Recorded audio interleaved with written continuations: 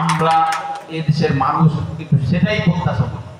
বিগত 15 বছর আমাদের প্রিয় নেত্রী দেশনেত্রী বেগম খালেদা জিয়া এবং আমাদের প্রিয় অভিভাবক যারা তারেক রহমানের নেতৃত্বে কিন্তু এদেশে মানুষের ভোটের অধিকার প্রতিষ্ঠা করার জন্য কিন্তু আমরা আন্দোলন করেছিলাম।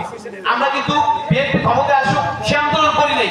আমরা কিন্তু শুধু একটি কথা চেয়েছি, একটি দাবি আমাদের ছিল, সেটা হলো এদেশের মানুষ তার পছন্দের প্রার্থীকে ভোট দিয়ে সরকার প্রতিষ্ঠিত করবে, এদেশের পছন্দের মানুষকে ভোট দিয়ে জাতীয় সংসদে পাঠাবে।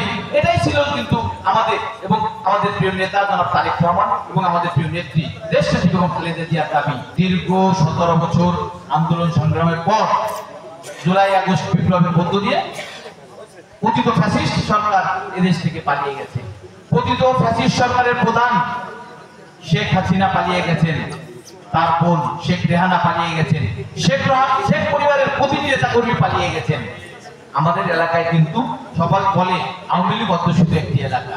এই এলাকার কিন্তু অনেক আওয়ামী লীগ করলেও অনেক সাধারণ নেতাকর্মী রয়েছেন, আওয়ামী লীগের অনেক আওয়ামী লীগের সমর্থক রয়েছেন। তাদের কথা কিন্তু কথিত ফ্যাসিস্টের প্রধানমন্ত্রী শেখ হাসিনা কিন্তু একবারের জন্য ভাবেন নাই। উনি কিন্তু ওনার পরিবার নিয়ে, ওনার শেখ পরিবারের আত্মীয়স্বজন নিয়ে, ওনার ছেলে মেয়ে স্ত্রী পুত্র সবাইকে নিয়ে কিন্তু উনি বিদেশে পালিয়ে গেছেন। ওয়ালটন আবারও মিলিনিয়ার অফারে ওয়ালটন ফ্রিজ কিনে আপনিও হয়ে যেতে পারেন মিলিয়নিয়ার। মিলিনিয়ার ছড়াছড়ি দেশ জুড়ে, এটা শুধু ওয়ালটনই পারে। আজকে আমরা এই সম্মেলনের মাধ্যমে আপনাদের উদ্দেশ্যে একটি কথা বলতে চাই, আমাদের নেতাকর্মীদের উদ্দেশ্যে একটি কথা বলতে চাই। বিএনপি এখনো সরকার গঠন করেনি। আগামী যে নির্বাচন হবে, এই নির্বাচনের মধ্য দিয়ে এদেশের মানুষ যদি সত্যিকারে ভোট দিয়ে বিএনপি ক্ষমতা অধিষ্ঠ করে, আমি মনে প্রাণে বিশ্বাস করি আমাদের নেতা আগামী বাংলাদেশ বিএনপির ভারপ্রাপ্ত চেয়ারম্যান জনাব তারেক রহমান মনে প্রাণে বিশ্বাস করে তিনি একটি আধুনিক বাংলাদেশ প্রতিষ্ঠা করবেন। আমাদের আদর্শজনক শহীদ রাষ্ট্রপতি জিয়াউর রহমান স্বাধীনতার ঘোষণার মধ্য দিয়ে একটি স্বাধীন সার্বভৌম আধুনিক বাংলাদেশ প্রতিষ্ঠা করেছিলেন।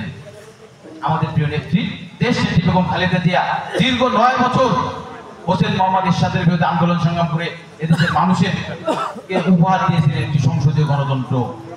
আমাদের প্রিয় নেতা জনাব তারেক রহমান 31 দফা দিয়ে এদেশের মানুষকে আশ্বস্ত করেছেন, আপনাদের ভোটের উদ্ভূত ভোটের মাধ্যমে যদি এদেশে আবার বিএনপি সরকার গঠন করে, ইনশাআল্লাহ একটি সুন্দর বাংলাদেশ উপহার দিবেন, একটি স্বনির্ভর বাংলাদেশ উপহার দেবেন, একটি সমৃদ্ধির বাংলাদেশ উপহার দিবেন, যে বাংলাদেশে কোনো হানাহানি থাকবে না, যে বাংলাদেশে কোনো দুর্নীতি হবে না।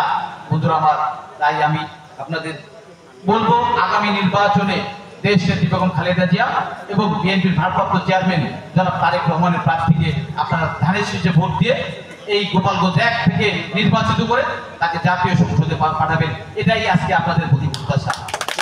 আনোয়ার হোসেন মোটু আমাদের প্রিয় আহ্বায়ক এবং আমাদের প্রিয় সদস্য সচিব মুক্তি আজকে আমাদের সামনে 9টি ওয়ার্ডে একটি পূর্ণাঙ্গ কমিটি দিয়েছেন। এজন্য আমি তাদের প্রতি কৃতজ্ঞ। তারা যাকে দিয়ে এই কমিটি করুক, আজকে এই মাহমুদপুর ইউনিয়নের মতো জায়গায় আমরা 31 সদস্য বিশিষ্ট 9টি ওয়ার্ডের কমিটি দিতে পেরেছি। আমার কাছে মনে হয়েছে এটাই আমাদের প্রাথমিক বিজয়, একটা সফলতা, এটাই আমাদের বড় সফলতা। গণতান্ত্রিক পন্থায় আজকে আপনাদের কমিটি উপহার দিব এবং আপনাদের নেতা আপনারাই নির্বাচিত করবেন।